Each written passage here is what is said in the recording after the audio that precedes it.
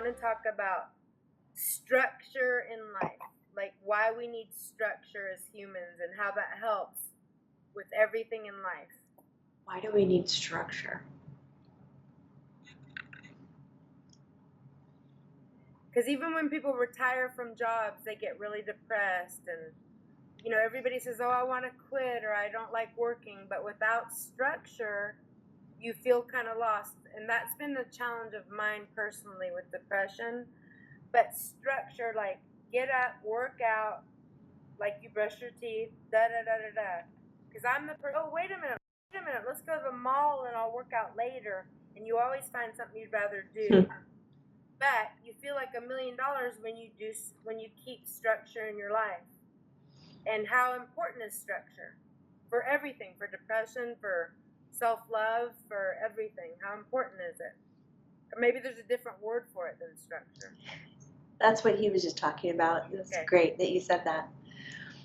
Because he says, the thing I don't like is the word structure makes it sound very fixed in place, that you're not going to be able to substitute it or change it.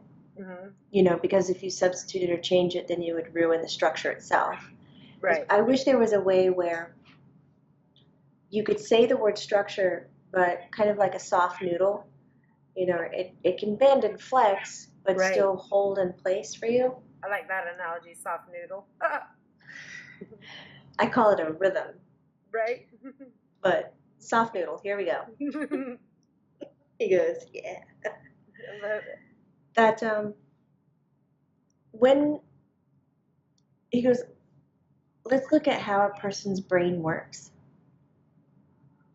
When you come into this world, you don't have a sense of forward thought. You're not thinking, what am I going to do tomorrow? What do I have to prep today to make sure that I'm ready for tomorrow? What am I going to do in 3 to 5 years to ensure my success? And what is my grade going to be, or what college am I going to? Mm-hmm. He says we come into this world and we have this instinct to live and survive. So we have these two things we're working with, which is fight or flight. Now I'm very intrigued. Keep going. I like this. You're looking at me funny, and I'm like, I didn't know you knew all this. It's great. So you're working with these two things, fight or flight. Mm-hmm. And he says, so as a kid, it's almost like, do I have a relationship with this, or do I run? Right. You know, do I stand up for it? Do I run? And he said, so we have the brain, and the brain is actually our instrument in our body. So that's what I want to talk about, is how we work, is extremely flexible. It comes in like a wet noodle, and it will drop something to maintain or manage something else. And it's always motivated by a personal joy or personal happiness or what I need in the moment. And then somehow it's substituted later on to not do fight or flight, that is something that is going to interfere, that we need to now start planning and goal setting and dreaming of where we're going to be, what we're going to do, and how we're going to take care of things. And all of a sudden we've trained the child who understood the wet noodle to fix it in place. Who are they? What is their name? How old are they? How do they identify themselves by external characteristics? Right. How people are viewing them. And he said we lose the capability of being flexible. As an adult, he's like, I don't think it's very easy for somebody to just remove structure and go with the flow of things, because it's been way too long and we've been programmed way too much to call that as lazy and a failure. And if we were to put ourselves first and address our own happiness and our own needs, then we're called selfish, narcissistic, evil, mean, bitch. You know all those words. Okay. So true, though. And he says, and that's not always the case. Of course, there are people who may uphold to those labels very clearly, but when we're trying to figure out how to take care of ourselves first and how to be flexible with it, you know, we get damned for doing it, and we get discarded from our group. We get shunned by the norm, and then we start looking at as we're unique or different or pioneers. And we're not. We're just being really who we are when we came into this world. Mm. To have no structure whatsoever, that would mean not to even care about yourself and your own needs. It would mean to surrender on all fronts, and that's not what we're programmed to do. We can't do that, have no structure. We wouldn't live. So, yes, to have structure creates our purpose and it helps us understand who we are. But I think it needs to come in the package of being flexible and allowing us to put ourselves first.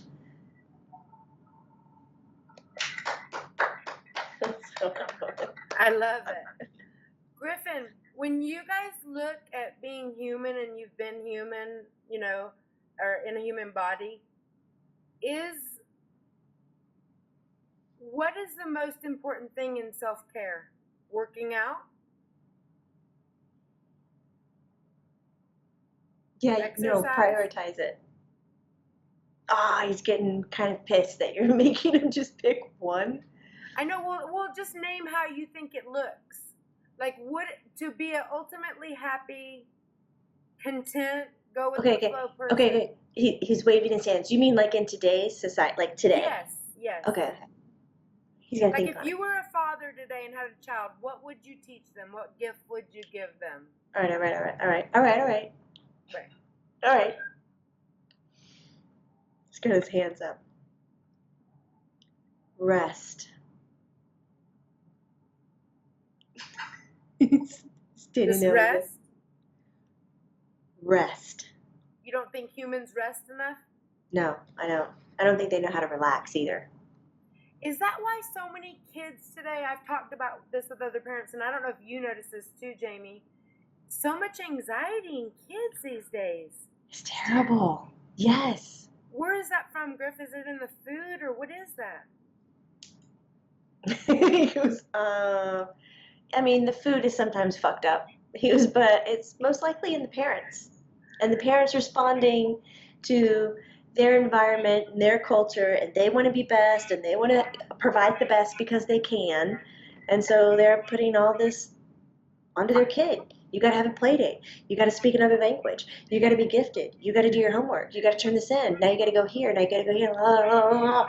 And there's no time just to be bored and dumb. And it goes back to what your grandma was saying, Griff, about that time that we had after school, be back when it's dark. We don't have that anymore. That's right. That's so valuable. I have to chill so my mom's like happy. That is priceless, and we don't have that anymore. It's gone. Griffin's like, kids don't get out in the street. Go get lost. Yeah. None of that. Imagine what that's doing to the kid, to the personality of that being. You don't get to have those experiences of, falling out of the tree and no one ever knowing about it. Because fucking GPS is tracking you. You probably have a GoPro strapped to your forehead. Mom gets to see everything that you're looking at. Your nanny's watching you. I mean, you're checking in every time. He says it's just ridiculous. Right. I wish there was like a safe field, where there's like a dog park. Yeah. And it's got fences on it and everything. Right. You're like, dude, dropping off my kid, boom. Like pick you up in 4 hours. Right. Yeah. Like Griff used to he was the kid that would pick up football games on Friday. Like he'd organize it and they'd all be down at the park. Or he was a kid's kid. Like he was active, but he did stuff like that, And I know. And I don't see that anymore. And the anxiety, you guys, Jamie, your kids aren't that old yet, but whoa. Bless them with all this now, because I see 19-year-olds call me, 20-year-olds, 23-year-olds, 17 that I talk to. They just open with me, probably like they're open with you, that don't have a mortgage payment, aren't married, don't have a dead child, don't anything. And they're coming out of their skin with anxiety. I've never seen anything like it. And Griffin says, and they don't have a connection to nature. Right. They don't have a connection to, holistic healing. Mm-hmm. Like it's, what is the TV telling me to do? They don't have a good grasp of their truth that's inside of them. They're waiting for marketing to tell them what the hell to think and what the hell to feel. Mhm. Mhm. I saw something on Facebook where someone put in a certain, I don't know if it was in a state or where, but instead of they did meditation at the school, like down on yoga mats, and meditation in the morning or something, and that they noticed that their fights and their absences and their they weren't having to expel kids as much and stuff, that everything was changing from that. Love that. Right? It's huge. It's like you should be the person that changes that, Jamie. It's like the guy who what's his name, Jamie, the chef that changes the lunches.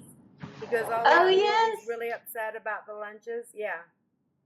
And but you know, when you watch shows like Lockdown or something and look at our prison systems and school and any institutional system that we have, they're not making people better.